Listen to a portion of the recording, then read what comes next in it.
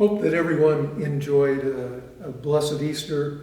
I thought I would do another demonstration for you. Again, if you watched last time, you know that these two balls look pretty identical, both black, very solid.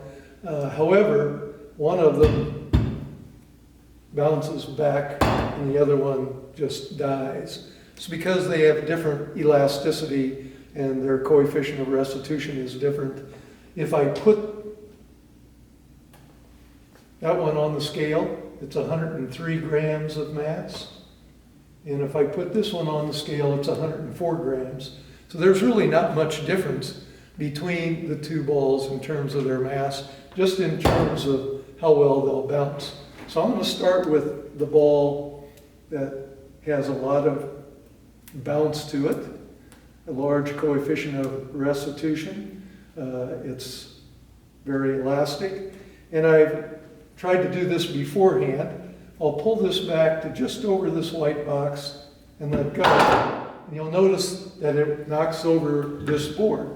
The board is set so that it can't slide backwards, but has to fall over. Now, if I take the other ball, basically the same amount of mass, and again, lift it to the same position and let go, it's unable to knock over that block of wood. And of course, the reason has to do with the force that the balls are exerting on this board.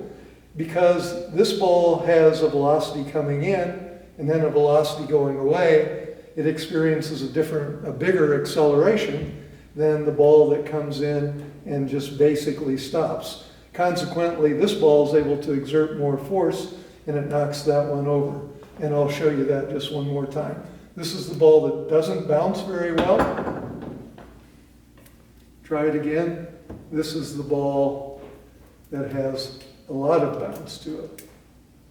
Because it comes away with a bigger speed, it exerts more force on the board, and the board has fall over.